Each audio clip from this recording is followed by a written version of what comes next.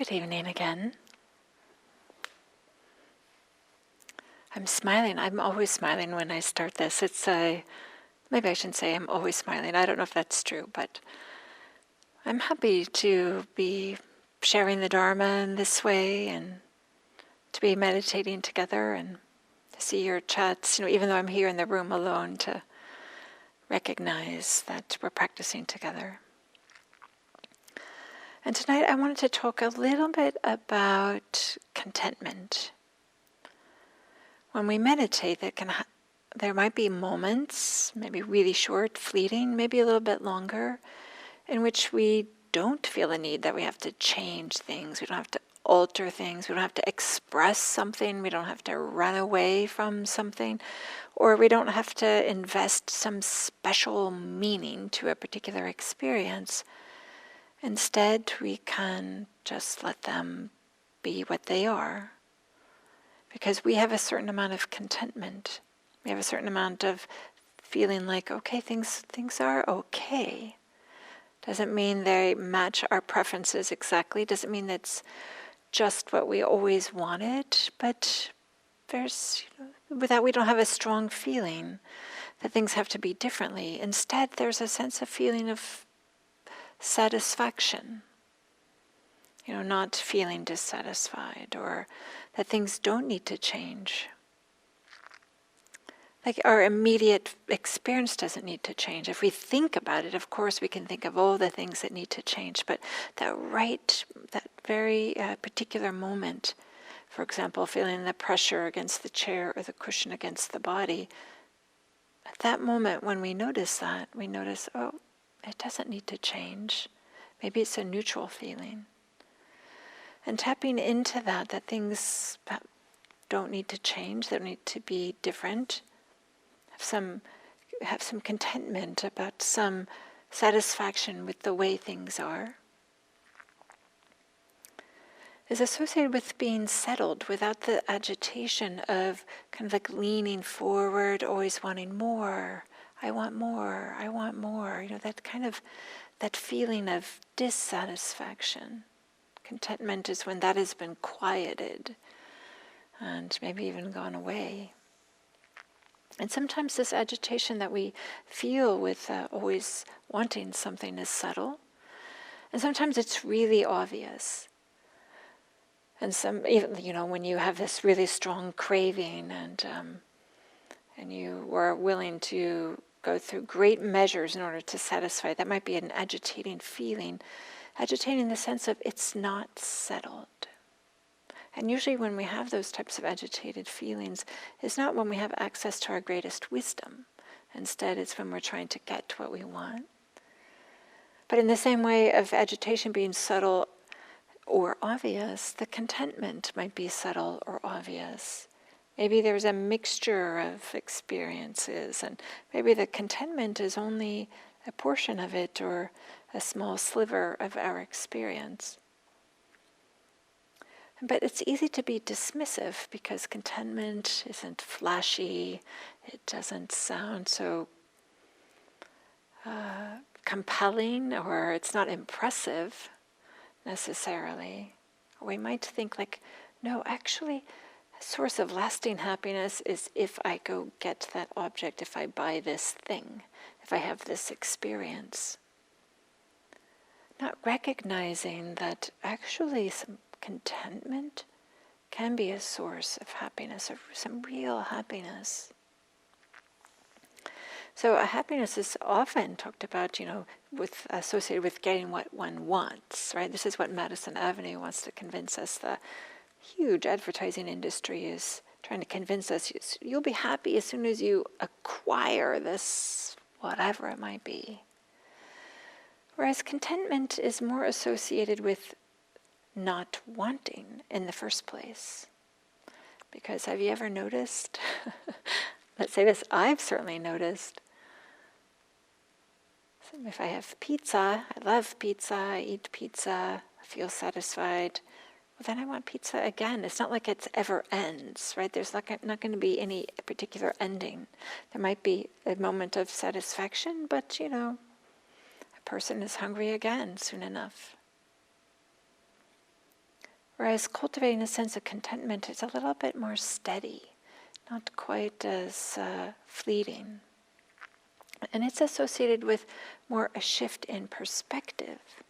So, as I was saying, not so much that we have exactly what we want, but our being okay with what's there, with what we are already experiencing. And if you've been meditating, you probably recognize that what we can change, what we can influence, is our perspective, our views, the stance that we take towards an experience.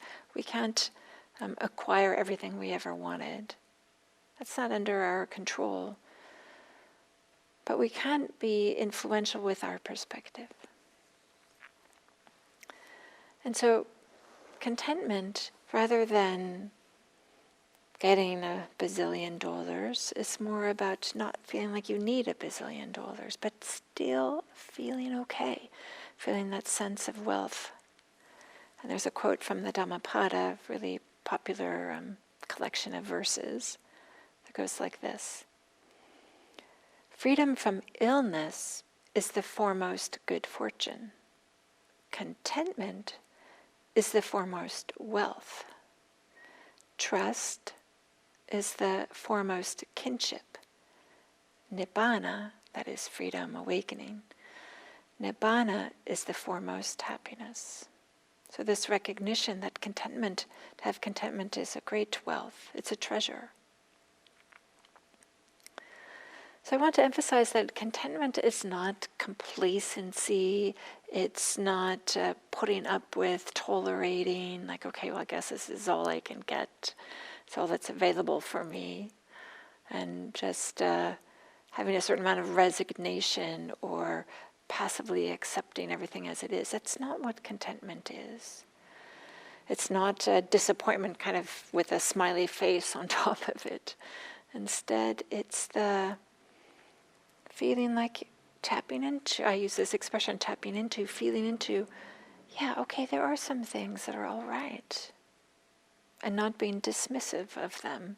And not being a Pollyanna and saying there aren't difficulties that are also arising. So contentment can feel like a booby prize, like something that, okay, I guess I have to settle, quote unquote, for contentment.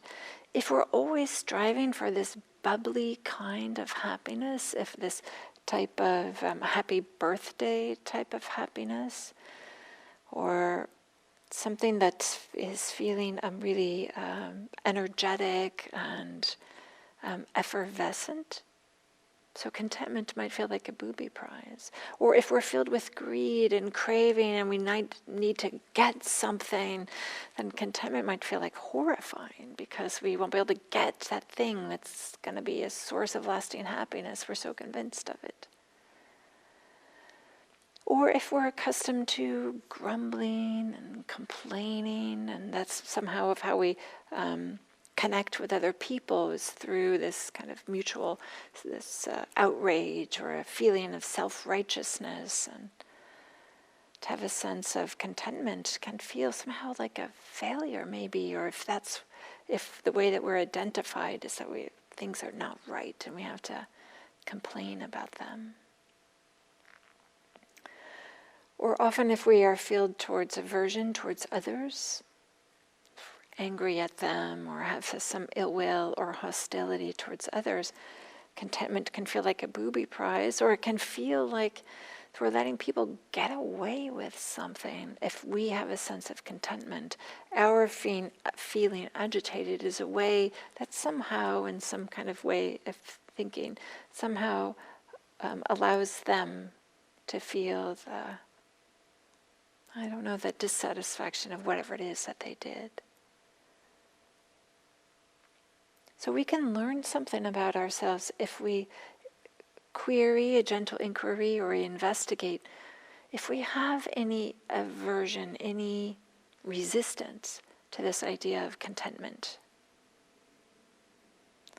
This quiet sense of satisfaction, things are okay. I don't need more. I don't need more right now. I have all that I need. Nothing is truly lacking at this moment. Again, I'm not saying that there aren't difficulties or that there aren't injustices or things like this, but this precise moment, as I said in the guided meditation, I'm breathing. I'm not in imminent danger. I have enough food in my belly. These types of things. In this way, things are okay. But when we're under the enchantment of craving, then that, which, let's be honest, is pretty common for many of us, to have this feeling like, oh, I just need this and I need that. And it certainly is promoted in our society and is certainly encouraged, I would even say.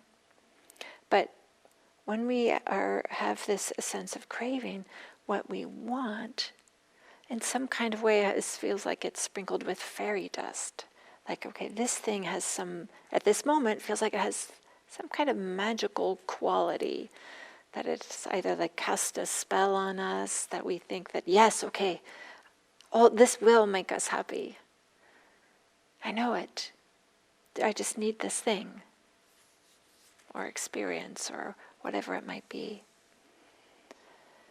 But these cravings, this sense that we need to have something else, arises from this sense of, this feeling of insufficiency. I'm not enough. I don't have enough. I need more. And this is suffering. What's fueling not feeling contentment is suffering. So contentment is a type of not suffering. And to not be dominated, not to be controlled, not to be pushed around by this feeling that I need to have more, is a type of freedom. And in this way, contentment is a type of freedom, in that there's an openness, a spaciousness, an allowing for the way things are. And not insisting that things be different, that we have to have something else. So whether it's during meditation or in daily life, we can ask ourselves, just very briefly, we can ask ourselves, what in this moment is truly lacking? Truly. What do we believe we need? Can we do with less? Do we really need all of that? Do we really need it right now? Can we do with less? What do we truly need? What is truly lacking? And can we also maybe honor our commitments to non-harming? We don't want to harm ourselves, we don't want to harm others. Sometimes craving can create the foundation, create a basis in which there might be some harming. And I'll talk about this a little bit more in a moment, but before I do, I want to say that recognizing that we really want something and that we have craving, that we really find ourselves leaning forward, is not a personal failing. It's part of the human experience. In fact, some evolutionary biologists would say that, evolutionarily speaking, it has some benefits in terms of that it seeks that those people that were looking for better conditions, better food, better protection from danger, are the ones that survived and passed on their genes. So of course we kind of inherited this feeling like, well, maybe there's something even a little bit better out there. So I don't want us to feel like, okay, if there's this feeling like I need something more, is a failure. But instead, I'm inviting the opportunity or the reflection for us to apply a little bit of mindfulness, some attention, some awareness to that experience, and see if we can maybe dial it down, dial it back, this feeling that things are lacking and I need to have more, and instead can we incline the mind towards what's okay. Incline the mind towards some contentment. So, not only to help us alleviate some of the suffering, but contentment, in some ways, can be a foundational practice that can support this discovery of greater and greater freedom.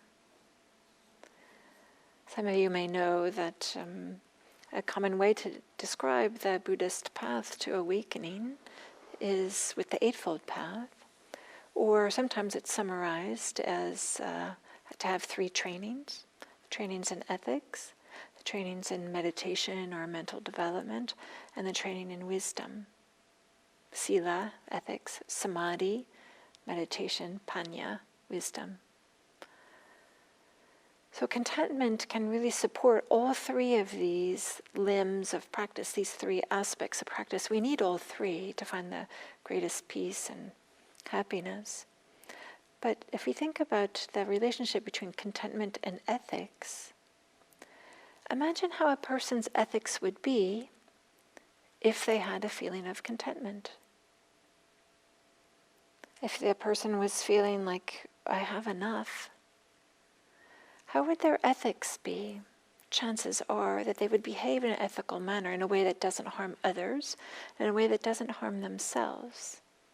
For those of you who are familiar with the 5 precepts, these are like ethical guidelines, training rules, that one of them is to not take that which is not given. But if you have a sense of contentment, of course you wouldn't do that. Another precept is to honor the commitments that people have between each other and to other people, and not to do sexual misconduct, not to jeopardize or not to respect those commitments. But if you have a sense of contentment, you wouldn't do that. And it might be, if we think about it, a sense of contentment, you wouldn't kill living beings, you wouldn't lie, and you wouldn't have a feeling of wanting to get intoxicated. So in some ways we might see how this contentment can be a real foundational practice for ethics. And for contentment also can really support meditation in the sense that discontentment, that is not being content, is often associated with thoughts about what we used to have in the past, or what we want to have in the future, or what other people have. But a sense of contentment is more about bringing the attention back here to the present moment, and to see what's truly lacking in this moment, in this moment. So rather than being lost in thoughts about what others have, or what we used to have, or what we want to have, practicing with contentment, having familiarity with that, helps us to be here in the present moment. And it also promotes a sense of being settled. Being settled with not having the agitation of always wanting more. And so that in this way the mind is less fragmented, trying to find something more. And instead it can be a little bit more collected, and a sense of wholeness and steadiness. And also this recognition that contentment is a certain type of happiness. It's not the bubbly happiness, but it is a sense of maybe ease, comfort, an absence of a certain type of agitation. And happiness and comfort and ease are great support for concentration. This real settledness and a real collectedness. So contentment in this way supports happiness, which supports concentration, as well as supporting concentration directly. And then for the third training, the training in wisdom, if we are investigating, exploring our relationship to even the whole idea of being content, or where we can find contentment. Where does it show up in our meditation? Where does it show up in our daily life?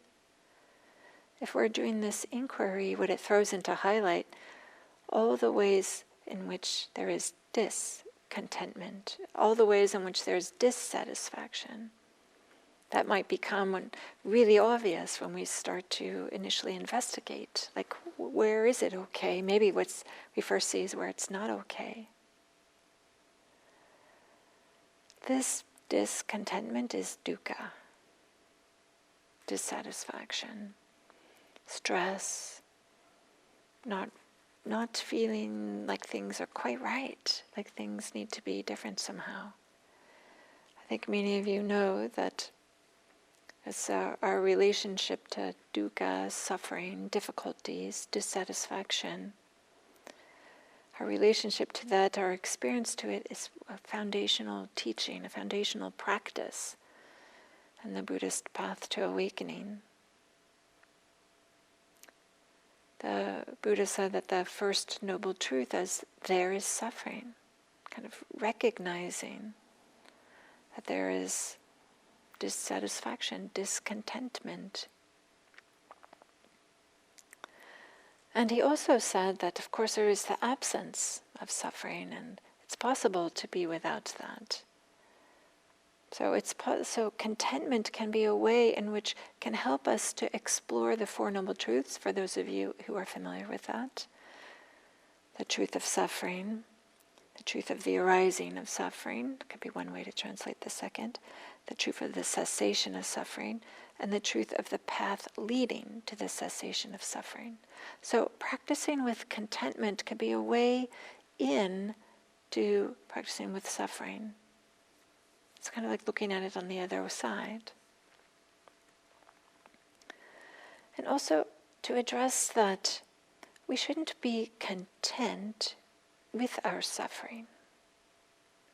But that's not the teaching here, is that we should just notice that that there is suffering and then be content with that. No, so part of the practice is to notice how and to have a wise relationship with contentment and with discontentment. When is it time to take actions, to make adjustments, to make changes? And when is it time to cultivate contentment?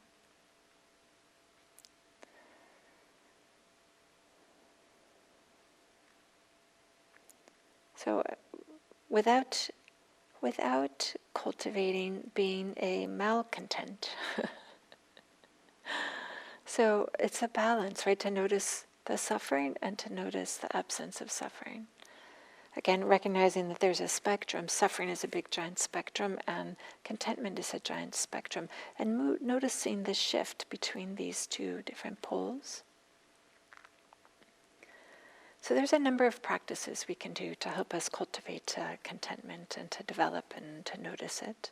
And to support this shift in perspective away from things are terrible and I need something more, away from that towards, I guess in this moment, I'm not truly lacking anything, and I can tap into that and allow that experience to support me, allow that experience to support some wisdom to arise. So one practice would be to explore when you feel the least content. Might be when you're in a hurry. Might be in the midst of when you're in a spending spree, shopping spree, whether it's online or in person. You might notice the agitation that goes with that. Or it might be when you're on the internet and you're searching. There's a certain type of agitation, like, okay, there's going to be something here that's going to make me feel better, or is going to scratch that itch in some kind of way if I just click on this and then I click on that.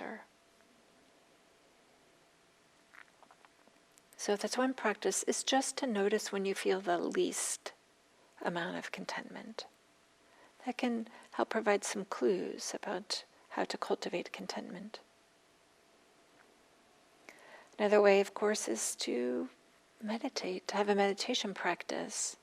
Sometimes when we just sit down and notice that we're okay, we're going to bring our attention to the sensations of breathing, for example. Just that activity alone interrupts the train, the power of the craving, of the desire for something else, and might be a way in which we can halt the train of the movement of craving, wanting more. But also, meditation, especially mindfulness meditation, can help us learn about our desires. The more that we meditate, the more we might learn about them and gain some ease or some recognition, like, oh yeah, when I'm searching on the internet for something, I often also start thinking about food. And we just might make this connection, or we might notice when we're sitting, we might notice, yeah, I have a lot of desire, a lot of craving, and it feels like I can feel it in my bodily experience, in my posture of leaning forward. These are just examples I'm making up, but all of you might find your own way in which meditation can help increase your sensitivity to which you can notice, and to step back from the desires and let the contraction that comes from really wanting something, allowing that to relax. Something else that we might do to support a sense of contentment is a practice that's not specifically Buddhist, but a practice that can really support a sense of happiness in so many different ways. And that is a gratitude practice. It is on a regular basis to notice what we have appreciation for, what we have gratitude for. And I'll say for me personally, when I started that practice, just at the end of the day to jot down 3 things I was grateful for, it really highlighted for me all the wonderful things that I have in my life that somehow I wasn't really appreciating, that I was dismissive of or not really valuing. But then when I sat down to really think about what am I grateful for, I realized how valuable they were, and a sense of contentment started to grow.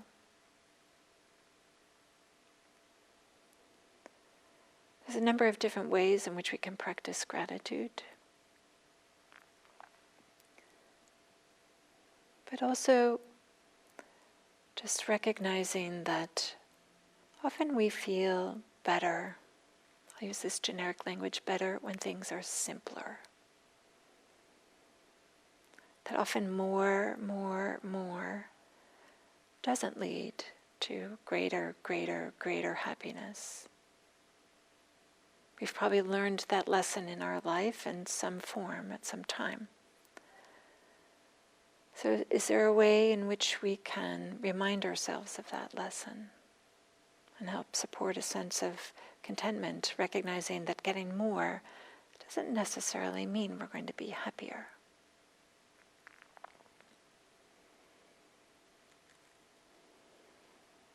And in this way, the more contentment that we can cultivate and develop and tune into, the more we're able to show up in the world without craving, without demanding that the world give us something. Instead, we're freer to give others. And in that way, we can serve the world in a way that honors ourselves and honors others. Not because it's coming out of a sense of need, but out of a sense of generosity. So again, may our practice together be for the benefit of all beings everywhere. All beings without exception. Thank you.